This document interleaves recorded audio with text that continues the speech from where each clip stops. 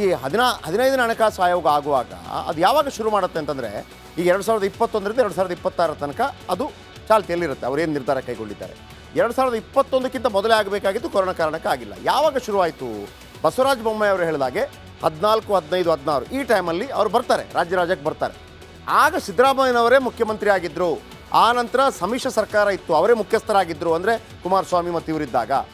ಆಗ ನೀವು ಹೇಳಬೇಕಾಗಿತ್ತು, ತೊಂದರೆ ಆಗ್ತಾ ಇದೆ ಸರ್, ಹಿಂಗೆ ಮಾಡಬೇಡಿ, ನಮ್ಮ ಡಿಮಾಂಡ್ ಏನು, ಜನಸಂಖ್ಯೆ ಆಧಾರದಲ್ಲಿ ಮಾಡ್ತೀರಾ, ಮಾಡಬೇಡಿ, ನಮ್ಗೆ ಕಷ್ಟ ಆಗುತ್ತೆ, ಕಳೆದ ಬಾರಿಗಿಂತ ಕಡಿಮೆ ಬರ್ತಾ ಇದೆ, 4.7%ಗಿಂತ 1.1% ಕಡಿಮೆಯಾಗಿ 3.6 ಬಂದರೆ ನಮಗೆ ಲಾಸ್ ಆಗುತ್ತೆ ಅಂತ ನೀವು ಅವತ್ತು ಹೇಳಲಿಲ್ಲ. ಅದನ್ನೇ ಇವರು ಹೇಳ್ತಾ ಇರೋದು, ಯಾರು ಪ್ರತಾಪ್ ಸಿಂಹ ಹೇಳ್ತಾ ಇರೋದು. ಓಕೆ, ಈ ಲೆಕ್ಕಾಚಾರಗಳು ಒಮ್ಮೊಮ್ಮೆ ನಿಮ್ಗೆ ಅರ್ಥ ಆಗೋದಿಲ್ಲ, ಅಂದರೆ ಬಹುತೇಕರಿಗೆ ಅರ್ಥ ಆಗೋದಿಲ್ಲ. ಲೆಕ್ಕ ಅನ್ನೋದು ಕಬ್ಬಿಣದ ಕಡಲೆ ಇದ್ದಾಗೆ. ಸಿಂಪಲಾಗಿ ನಾವು ಹೇಳುವಂಥ ಪ್ರಯತ್ನಗಳನ್ನು ಮೊನ್ನೆಯಿಂದ ಮಾಡ್ತಾ ಇದ್ದೀನಿ. 14ನೇ ಹಣಕಾಸು ಆಯೋಗದಿಂದ ರಾಜ್ಯಕ್ಕೆ 4.71 ತೆರಿಗೆ ಪಾಲು ಬರ್ತಾ ಇತ್ತು. ನಾವೆಷ್ಟು ದುಡ್ಡು ಕೊಡ್ತಾ ಇದ್ದೀವೋ ಅದರಿಂದ 4.71. 15ನೇ ಹಣಕಾಸು ಆಯೋಗ ಆ ಪ್ರಮಾಣವನ್ನು 3.64ಕ್ಕೆ ಇಳಿಸಿದೆ. ಅಂದರೆ 1.1% ಕಡಿಮೆ ಆಗಿದೆ. ಅಂದರೆ 100 ರೂಪಾಯಿಗಳಲ್ಲಿ ಬರೋಬ್ಬರಿ 23 ರೂಪಾಯಿ ಕಿತ್ತುಕೊಂಡಂತಾಗಿದೆ ಅಂತೇಳಿ ಸಿದ್ದರಾಮಯ್ಯನವರು ಹೇಳ್ತಾರೆ. ಅಂದರೆ ಸದ್ಯ 100 ರೂಪಾಯಿಗಳಲ್ಲಿ ನಮಗೆ ಸಿಗ್ತಾ ಇರೋದು ಕೇವಲ 13 ರೂಪಾಯಿ, ಮೊದಲು ಜಾಸ್ತಿ ಬರ್ತಾ ಇತ್ತು. ಅನ್ಯಾಯ ಸರಿಪಡಿಸಲು ಈಗ ಕುಮಾರಸ್ವಾಮಿ ಹೇಳಿದ್ರಲ್ಲ, 5,495 ಕೋಟಿ ವಿಶೇಷ ಅನುದಾನ ಶಿಫಾರಸು ಮಾಡಲಾಗಿದೆ, ಅದು ಕೂಡ ಬಂದಿಲ್ಲ. ಹಣಕಾಸು ಆಯೋಗ ಶಿಫಾರಸು ಮಾಡಿದ್ರು, ಹಣ ಬಂದಿಲ್ಲ. ಕುಮಾರಸ್ವಾಮಿ ಹೇಳ್ತಾ ಇರೋದು ಅದು ನಾವು ಮಾಡಿಸಿದ್ದು ಅಂತೇಳಿ. ಇನ್ನು ಬೆಂಗಳೂರಿನ ಪೆರಿಫೆರಲ್ ರಿಂಗ್ ರೋಡ್ ಕೆರೆ ಸಂರಕ್ಷಣೆ ಹಣ ಇಲ್ಲ. ಭದ್ರಾ ಮೇಲ್ದಂಡೆ ಯೋಜನೆಯ 5,300 ಕೋಟಿ ಹಣ ಬಂದಿಲ್ಲ.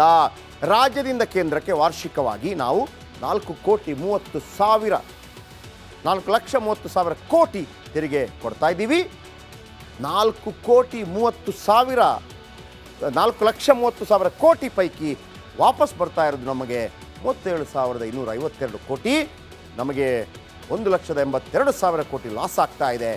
GST ಅನುಷ್ಠಾನದಿಂದ ಆಗಿರುವ ನಷ್ಟನೇ 59,274 ಕೋಟಿ. 15ನೇ ಹಣಕಾಸು ಆಯೋಗದ ಹಂಚಿಕೆಯಿಂದ 62,098 ಕೋಟಿ ರೂಪಾಯಿ ನಷ್ಟ ಉಂಟಾಗಿದೆ. ಬೇರೆ ಬೇರೆ ಹೇಳ್ತಾರೆ, ಸೆಸ್, ಸರ್ಚಾರ್ಜ್, ಪಾಲು ಸಿಗದೆ 55,000 ಕೋಟಿ ಲಾಸ್. ಘೋಷಿತ ವಿಶೇಷ ಅನುದಾನದಿಂದ ಆಗಿರೋ ನಷ್ಟ 11,495 ಕೋಟಿ. ಒಟ್ಟು 1,82,000 ಕೋಟಿ ರೂಪಾಯಿ ಲಾಸ್ ಆಗ್ತದೆ. ಸಿದ್ದರಾಮಯ್ಯನವರ ವಾದ. ಅದಕ್ಕೆ ಗೊತ್ತಾಯ್ತಲ್ಲ, ನೀವೇ ಮಾಡಿದ್ದು, ಮತ್ತೊಂದು ಮಾಡಿದ್ದು, ನೀವು ಸರಿ ಆಗಬೇಕು ಅನ್ನೋರು ಈಗ ಮಾಡೋಕ್ಕಾಗಲ್ಲ.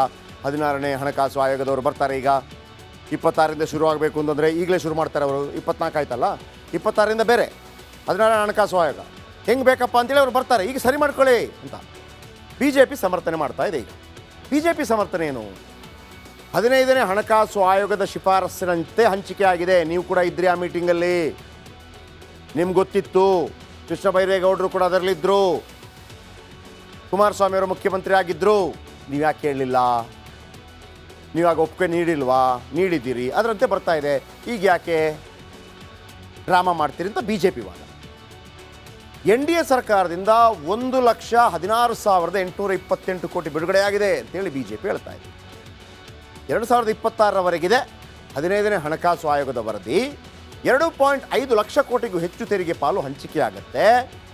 UPA ಸರ್ಕಾರದ ವೇಳೆಗಿನ 14ನೇ ಆಯೋಗಕ್ಕಿಂತ ಇದು ಅತ್ಯಧಿಕ, ಅದು ಅವರು ಹೇಳ್ತಾ ಇದ್ದಾರೆ.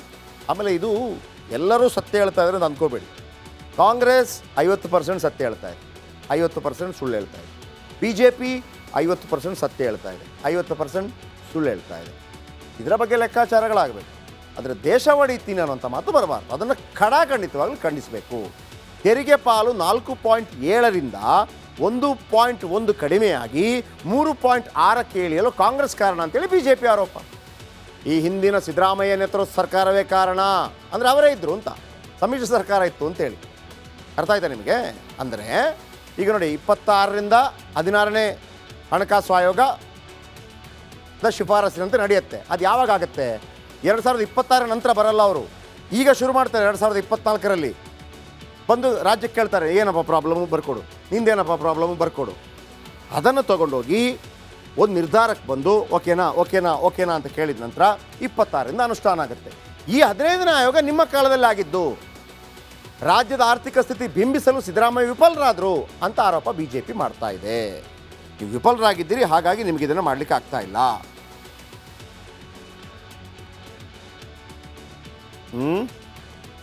ಯು ಪಿ ಎ ವೇಳೆ 81,795 ಕೋಟಿ, ಎನ್ ಡಿ ಎ ವೇಳೆ 2,82,791 ಕೋಟಿ. ನೋಡಿ ಇವರು ಹೇಳ್ತಾ ಇರೋದು ಯು ಪಿ ಎ ವೇಳೆ ಎಷ್ಟು ಬಂದಿದೆ? 4ರಿಂದ 14, 2004ರಿಂದ 2014 81,795 ಕೋಟಿ. ಎನ್ ಡಿ ಎ ವೇಳೆ 2014ರಿಂದ ಮೋದಿ ಕಾಲಾವಧಿಯಲ್ಲಿ 2,82,791 ಕೋಟಿ. ಇದು ಬಂತಲ್ಲ, ಇಲ್ಲಿ ಕಾಣ್ತಿದೆಯಲ್ಲ. ಇದಕ್ಕೆ ಕಾಂಗ್ರೆಸ್ ಏನು ಹೇಳುತ್ತೆ ಗೊತ್ತಾ? ಅಯ್ಯೋ ಸ್ವಾಮಿ, ಯು ಪಿ ಎ 2004ರಿಂದ 2014 ಅವಧಿ ಇತ್ತಲ್ಲ, ಆಗ ಎಷ್ಟು ಗೊತ್ತಾ ನಮ್ಮ ಬಜೆಟ್? 15 ಲಕ್ಷ ಕೋಟಿ. ಈಗೆಷ್ಟು? 47 ಲಕ್ಷ ಕೋಟಿ. ಡಬಲ್ ಅಲ್ಲ, ಟ್ರಿಪಲ್ ಆಗಿದೆ. 81,000 ಇಂಟು 3 ಬಂದಿದೆಯಲ್ಲ, ಅಷ್ಟೇ ದುಡ್ಡು, ಜಾಸ್ತಿ ಆಗಿಲ್ಲ ಅಂತೇಳಿ ಕಾಂಗ್ರೆಸ್ ವಾದ. ತಲೆ ಕೆಟ್ಟು ಕೆರೆ ಹಿಡಿದೋಗಿದೆ. ಯಾರು ಏನು ಸತ್ಯ ಹೇಳ್ತಾರೆ, ಏನು ಸುಳ್ಳು ಹೇಳ್ತಾರೆ ಗೊತ್ತಿಲ್ಲ. ಆದರೆ ಎರಡೂ ಪಕ್ಷದವರು 100% ಸತ್ಯ ಯಾರೂ ಹೇಳ್ತಾ ಇಲ್ಲ. ಹಾಗಂತ ಎರಡೂ ಪಕ್ಷದವರು 100% ಸುಳ್ಳು ಹೇಳ್ತಾ ಇಲ್ಲ. 50% ಇವರು ಸತ್ಯ, 50% ಇವರು ಸುಳ್ಳು. 50% ಅವರು ಸತ್ಯ, 50% ಅವರು ಸುಳ್ಳಾಗಿದೆ. ಬನ್ನಿ ಮುಂದಿನ ಸುದ್ದಿ. ಮಾಜಿ ಸಚಿವ ಬಸವರಾಜ ರಾಯರೆಡ್ಡಿ GST ಅನ್ಯಾಯವನ್ನು ಕಾಂಗ್ರೆಸ್ ಪರವಾಗಿ ಎಳೆಯಾಗಿ ಬಿಚ್ಚಿಟ್ಟಿದ್ದಾರೆ. ಅಂದರೆ 2015ರಿಂದ 2020ರವರೆಗೆ ಸರಿಯಾಗಿ ಹಣ ಬಂದಿದೆ. ಯಾಕೆಂತಂದರೆ ಅದು 14ನೇ ಹಣಕಾಸು ಆಯೋಗದ ವರದಿ ಹಂಗೆ ಬರ್ತಾ ಇರೋದು. 2020ರಲ್ಲಿ ನೀಡಿದ ವರದಿಯಲ್ಲಿ ನಮಗೆ ಬರಬೇಕಿದ್ದ ಹಣ ಕಡಿಮೆ ಆಗ್ತಾ ಇದೆ ಅಂತ ಗೊತ್ತಾಯಿತು. ಆದರೆ ಅಂದಿನ ಮೈತ್ರಿ ಸರ್ಕಾರ ಅಂತಂದರೆ ಯಾರು? ಕಾಂಗ್ರೆಸ್ ಮತ್ತು JDS ಸರ್ಕಾರ. ಇದನ್ನು ಯಾರು ಹೇಳ್ತಿರೋದು? ಬಸವರಾಜ ರಾಯರೆಡ್ಡಿ ಸರ್ಕಾರ ತಲೆ ಕೆಡಿಸಿಕೊಳ್ಳಲಿಲ್ಲ. ನಾನು ಹೇಳಿದೆ ಅವರಿಗೆ, ತಲೆ ಕೆಡಿಸ್ಕೊಳ್ಳಿಲ್ಲ. ಕೇಳಿಸ್ಕೊಳ್ಳಿ ಬಸವರಾಜ ರಾಯರೆಡ್ಡಿ ಏನೇ.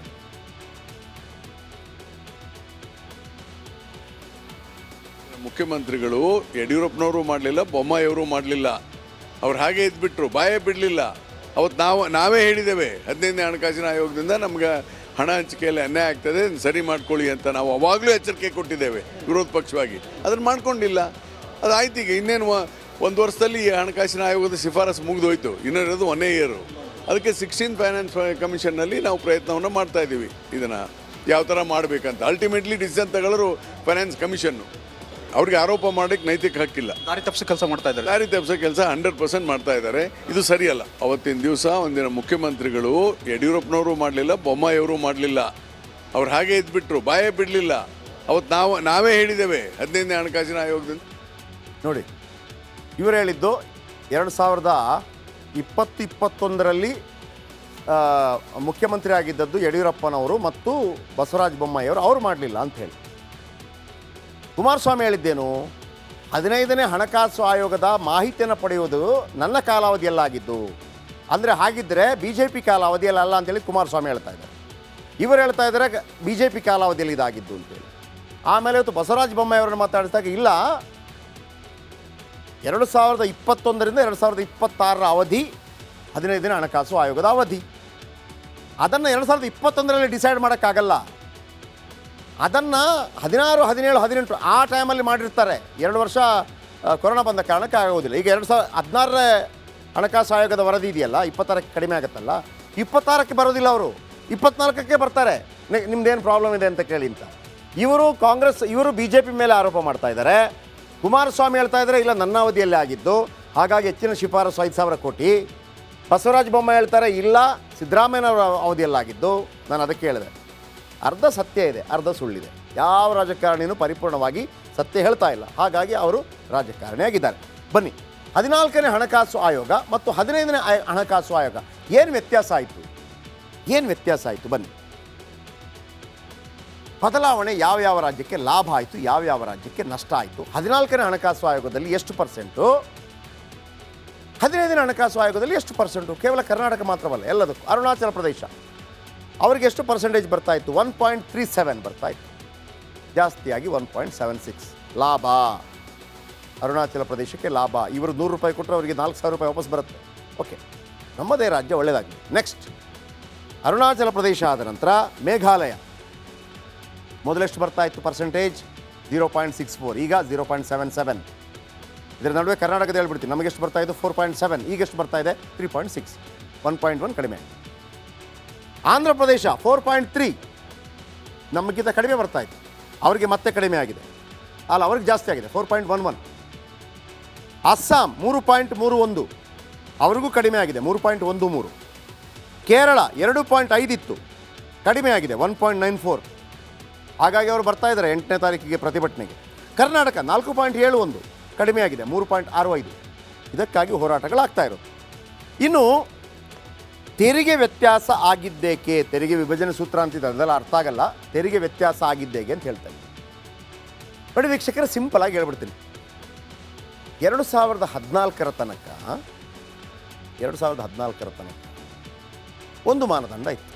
2015ಕ್ಕೆ 14ನೇ ಹಣಕಾಸು ಆಯೋಗಕ್ಕೆ ಒಂದು ಮಾನದಂಡ, 15ನೇ ಆಯೋಗಕ್ಕೆ ಒಂದು ಮಾನದಂಡ. ಈ ಬಾರಿ ಮಾನದಂಡ ಏನು ಸೇರಿಸಿದ್ದು ಅಂತಂದರೆ, ಜನಸಂಖ್ಯೆ ಎಲ್ಲಿ ಜಾಸ್ತಿ ಇದೆ ಅವರಿಗೆ ಸ್ವಲ್ಪ ದುಡ್ಡು ಜಾಸ್ತಿ ಕೊಡ್ತೀವಿ. ವಿಸ್ತೀರ್ಣ ಕಡಿಮೆ ಇದ್ದು ಜನಸಂಖ್ಯೆ ಜಾಸ್ತಿ ಇದೆ. ಜನಸಂಖ್ಯೆ ಜಾಸ್ತಿ ಇರೋ ರಾಜ್ಯ ಯಾವುದು? ಉತ್ತರ ಪ್ರದೇಶ, ಬಿಹಾರ ವಗೇರೆ ವಗೇರೆ. ಆಗ ಇವರು ಕೇಳ್ತಾ ಇರೋದು, ಅಯ್ಯೋ ಸ್ವಾಮಿ, ನೀವು ಅವತ್ತು ಹೇಳಿದ್ರಿ ಕೇಂದ್ರ ಸರ್ಕಾರಗಳೆಲ್ಲ ಮಕ್ಕಳು ಕಡಿಮೆ ಮಾಡಿ, 2 ಮಕ್ಕಳಿರಲಿ ಮತ್ತೊಂದು. ನಾವು ಅದನ್ನು ಒಪ್ಕೊಂಡ್ವಿ. 21% ಇತ್ತು ಕರ್ನಾಟಕದ ಪಾಪ್ಯುಲೇಷನ್ ರೇಷ್ಯೂ, ಅದು 18% ಇಳಿಸಿದ್ದೀವಿ. ಈಗ ಜನ ಕಡಿಮೆ ಆದ ಕಾರಣಕ್ಕಾಗಿ, ನಿಮ್ಮ ಮಾತು ಕೇಳಿದ ಕಾರಣಕ್ಕಾಗಿ ನಮಗೆ ದುಡ್ಡು ಕಡಿಮೆ ಆಗ್ತಾ ಇದೆ. ಈ ಬಾರಿ ತೆರಿಗೆ ಹಂಚಿಕೆಗೆ ಜನಸಂಖ್ಯೆ ಪ್ರಮುಖ ಮಾನದಂಡ. 14ನೇ ವಿತ್ತ ಆಯೋಗ 1971ರಲ್ಲಿ ಏನು ಜನಗಣತಿ ಇತ್ತು, 97 ಅಲ್ಲ, ಸ್ವಲ್ಪ ಚೇಂಜ್ ಆಗಬೇಕು, 1997 ಅಲ್ಲ, 1779 ಜನಗಣತಿ ಆಧಾರದಲ್ಲಿ ದುಡ್ಡು ಕೊಡ್ತಾ ಇದ್ರು. ಆಗ ಕರ್ನಾಟಕದ ಜನಸಂಖ್ಯೆ 2,90,00,000, ಈಗ 6 ಕೋಟಿ. ನಾವು ಕಡಿಮೆ ಮಾಡಿ ಮಾಡಿ ಮಾಡಿ 6 ಕೋಟಿ ಆಗಿರೋದು. ಈಗ ಇವರು ತಗೊಳ್ತಾ ಇರೋದು 2011ರ ಜನಗಣತಿ ಆಧಾರದಲ್ಲಿ. ಈ 2011ರಲ್ಲಿ ನಮ್ಮ ಜನಸಂಖ್ಯೆ ಕಡಿಮೆ ಆಗಿದೆ, ಉತ್ತರ ಪ್ರದೇಶ ಜನಸಂಖ್ಯೆ ಜಾಸ್ತಿ ಆಗಿದೆ, ಅವರಿಗೆ ಲಾಭ. ಆಮೇಲೆ ಜನಸಂಖ್ಯೆಯ ಪಾಲು ಸದ್ಯ 27.5ರಿಂದ 15%ಗೆ ಇಳಿಕೆ ಆಗಿದೆ. ಹೆಚ್ಚು ಜನಸಂಖ್ಯೆ ಕಡಿಮೆ ವಿಸ್ತೀರ್ಣದ ರಾಜ್ಯಗಳಿಗೆ ಲಾಭ. ನಾವು ಆರ್ತಿಗೊಬ್ಬಳು ಕೀರ್ತಿಗೊಬ್ಬಳು ಅಂತ ಕಡಿಮೆ ಮಾಡಿದ ಕಾರಣಕ್ಕಾಗಿ ನಮಗೆ ನಷ್ಟ ಆಗ್ತಾ ಇದೆ. ಅಲ್ಲ ಸ್ವಾಮಿ, ನೀವು ಹೇಳ್ದಂಗೆ ಜನಸಂಖ್ಯೆ ಕಡಿಮೆ ಮಾಡಿದ್ದೀವಿ, ನಮಗೆ ಲಾಭ ಕೊಡಬೇಡವಾ? ಬಸವರಾಜ ಬೊಮ್ಮಾಯಿ ಹೇಳ್ತಾ ಇದ್ರು, ರಿವಾರ್ಡ್ ಕೊಡಬೇಕು, ಪಕ್ಷಾತೀತವಾಗಿ ರಿವಾರ್ಡ್ ಕೊಡಬೇಕು. ನಾವು ಹೆಚ್ಚು ತೆರಿಗೆ ಕೊಡ್ತಾ ಇದ್ದೀವಿ, ಟಾರ್ಚರ್ ಮಾಡಬೇಡಿ. ಬಿಹಾರದಂಥ ರಾಜ್ಯಗಳಿಗೆ ತೆರಿಗೆ ಹಂಚಿಕೆ ಲಾಭವೋ ಲಾಭ, ಯಾಕಂದರೆ ಜನಸಂಖ್ಯೆ ಜಾಸ್ತಿ ಆಗಿದೆ. ವಿಸ್ತೀರ್ಣ ಹೆಚ್ಚು, ಜನಸಂಖ್ಯೆ ಕಡಿಮೆ ಇರೋ ರಾಜ್ಯಕ್ಕೆ ನಷ್ಟ. ನಾವು ಕಡಿಮೆ ಮಾಡ್ಕೊಂಡಿದ್ದೀವಿ. ಈಗ ಏನು ಹೇಳಬೇಕು ಹಾಗಿದ್ರೆ? ಇದು ಪ್ರಾಬ್ಲಮ್ ಆಗಿರೋದು. ಎಸ್ ವೀಕ್ಷಕರೇ, ಈಗೊಂದು ಬ್ರೇಕ್ ಹೋಗೋಣ. ಬ್ರೇಕ್ ಆದ ನಂತರ